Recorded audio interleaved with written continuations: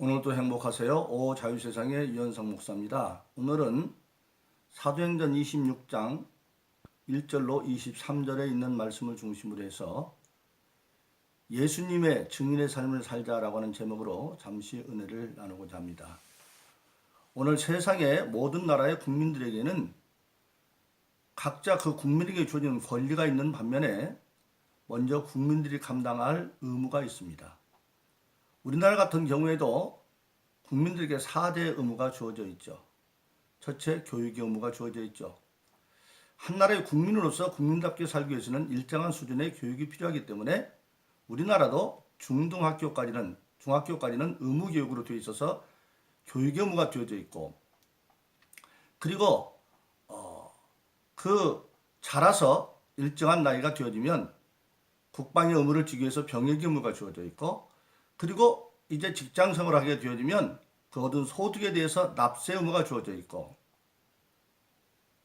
그래서 교육의 의무가 있고 근로의 의무가 주어져 있고 병역의 의무도 주어져 있고 납세 의무, 그런 4대 의무가 주어져 있습니다. 이런 의무를 제대로 감당할 때에, 교육의 의무와 병역의 의무와 근로의 의무와 납세 의무를 제대로 감당할 때에 국민에게 주어지는 기본권들을 행할 수가 있습니다.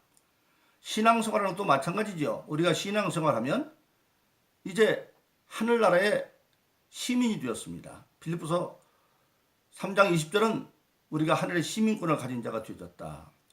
즉 하늘의 시민권을 가진 누굽니까? 예수 믿고 거듭나는 확신을 완전히 가지고 있는 것, 성령 받은 확신이 있는 것. 그래서 예수님이 요한복음 3장 5절에서 말한 것처럼 물과 성령으로 거듭난 은혜 경험이 있는 자들은 하늘의 시민권을 가지고 있습니다. 우리가 잘 아는 기본적으로 사도행전 2장 38절은 하늘나라의 시민들인 것을 이렇게 말하고 있습니다. 너희가 각각 회개하여 예수 그리스도로 세례를 받고 죄사함을 얻으라. 그리하면 성령을 선물로 받으리니.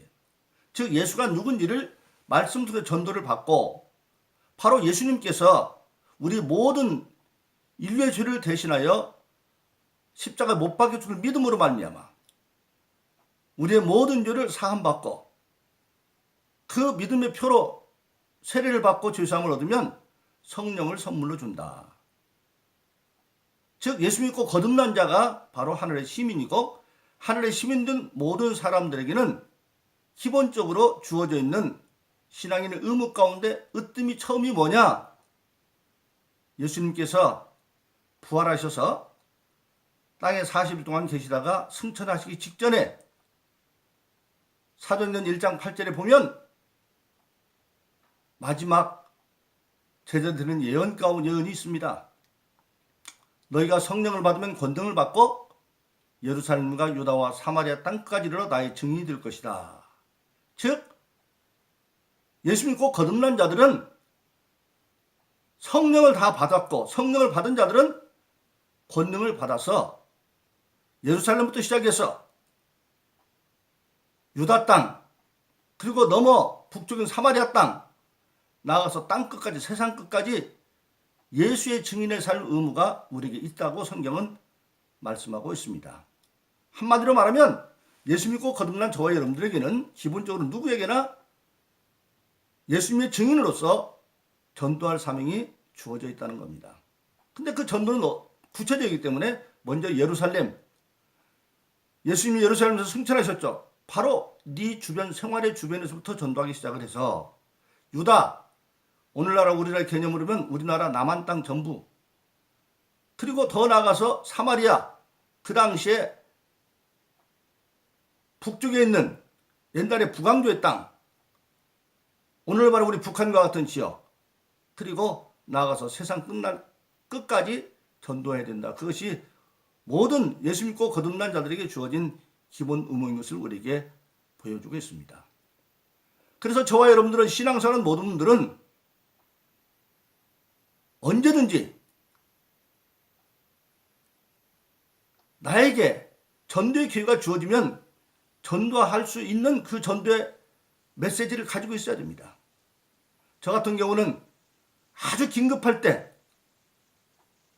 정말 어떤 사람 보니까 얼마 못 살 것 같아요. 1시간도 안 넘을 것 같은 그런 사람도 만난 경험이 제가 있어요. 그럴 때 하는 것이 요한복음 14장 6절입니다. 예수께서 말씀하시기를 내가 곧 길이요 진리요 생명이니 나로 말미암아 아버지께로 올 자가 없다. 여기서 우리 인간은 어디서 와서 무엇을 하다가 어디로 가야 되냐는 대답이 있는 것이죠. 우리 인간은 어디서 왔느냐?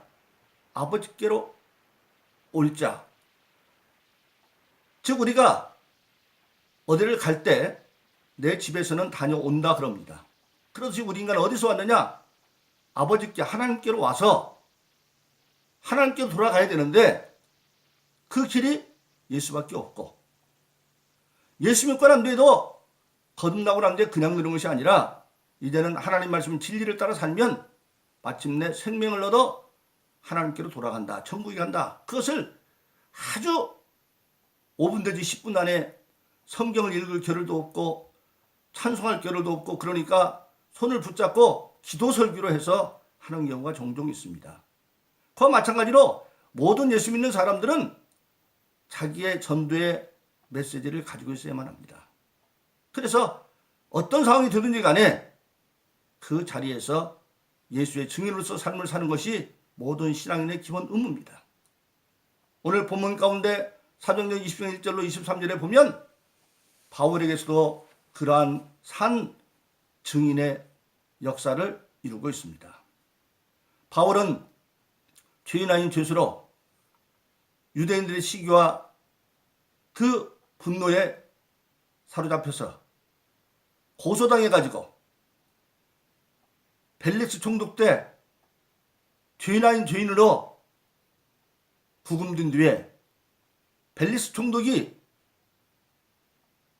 참 유대인들의 마음을 얻어보려고 죄였는지를 알면서도 2년 동안이나 바울을 미결수로 잡아둡니다. 그런데 이제 벨릭스 총독이 물러나고 신임 총독 베스도 총독이 왔습니다.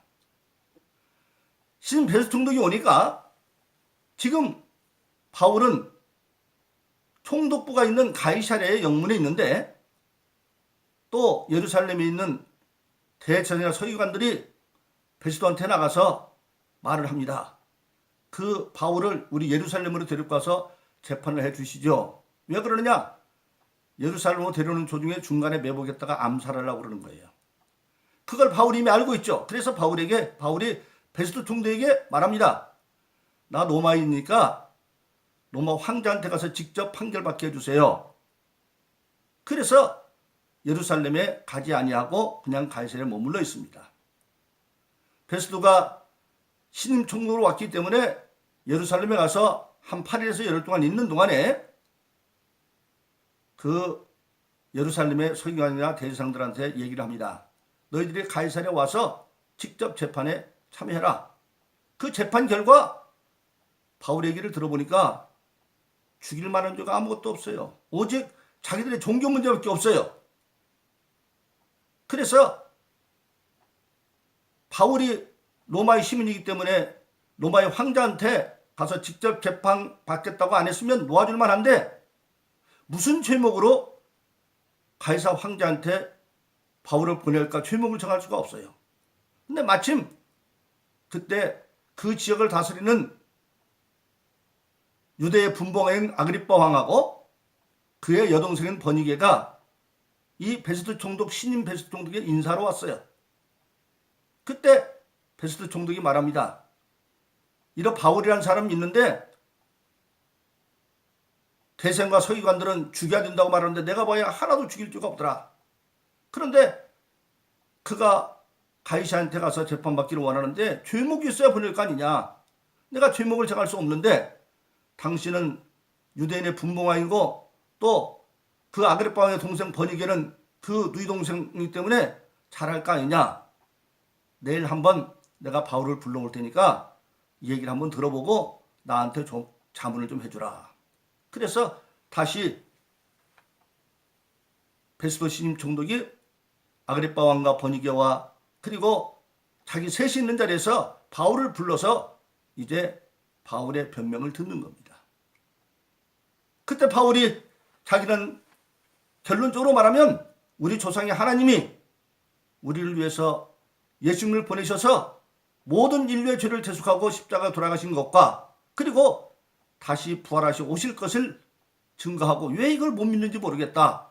그러면서 지금 예수의 증인으로서 자기 경험을 간증하고 있습니다.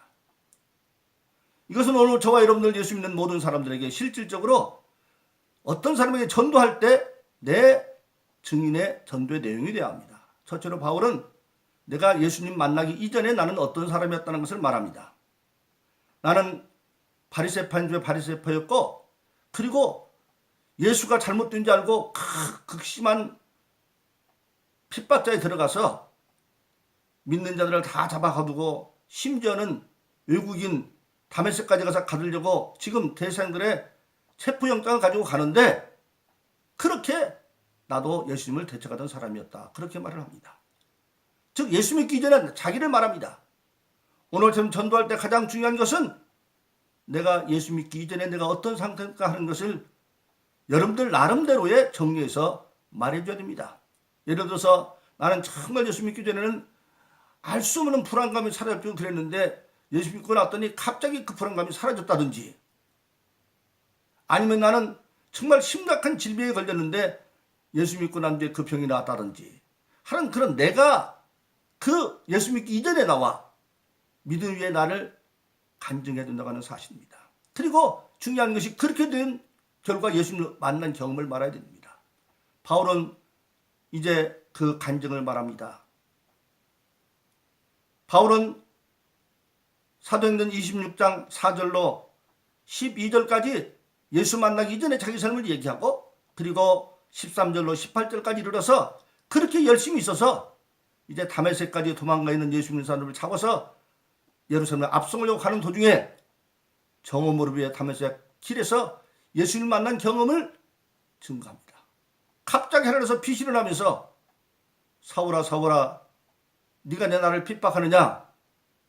사울이 누구십니까? 나는 네가 핍박하는 예수다. 그러면서 눈이 안 보였고 그 예수님이 자기에게 나타나셔서 하신 모든 경험을 얘기하고 그가 3일 동안 눈 멀었다가 눈뜬 얘기며 이런 것을 다 얘기합니다.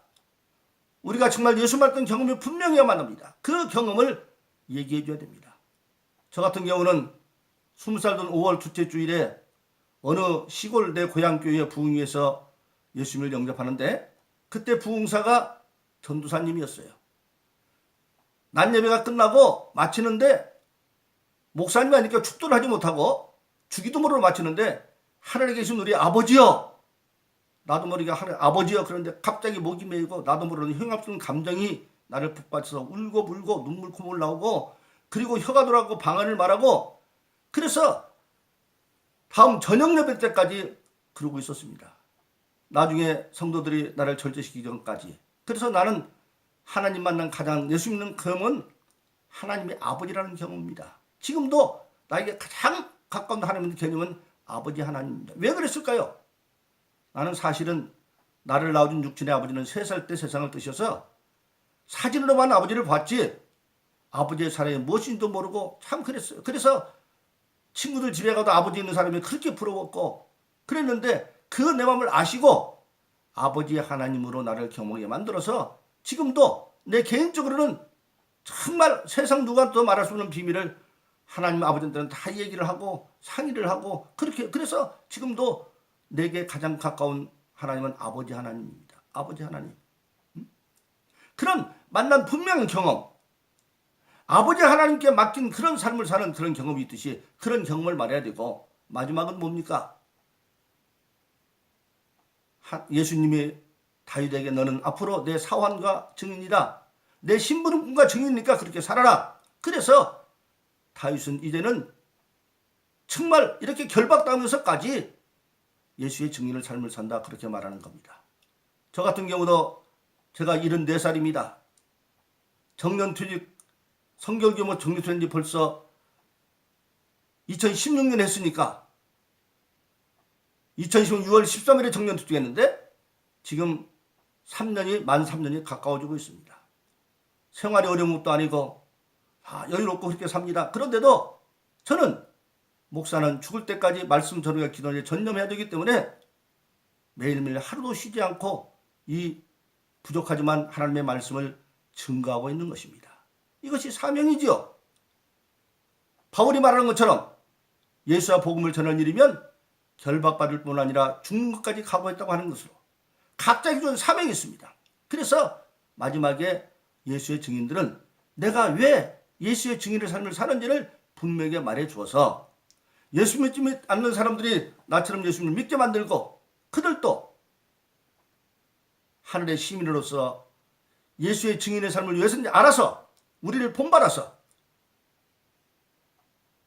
예루살렘과 유다 사마리아 땅끝까지 증인이 되는 삶을 살 수 있도록 가까운 내 가정부터 전도해서 내 가까운 친족과 이웃들 그리고 내 생활 반경에 있는 사람들 허락하면 각지에 나가서 복음을 전하고 또 내가 갈 수 없으면 보내는 선교사로 선교비를 들여서 세계 성도 파송하는 그 일에 동참해서 땅끝까지 복음을 전하는 일에 다 기쁨으로 증인되기를 예수 이름으로 축원합니다. 그래서 우리는 항상 신앙인으로서 예수를 증거하는 예수님의 증인의 삶을 살기를 예수 이름으로 축원합니다.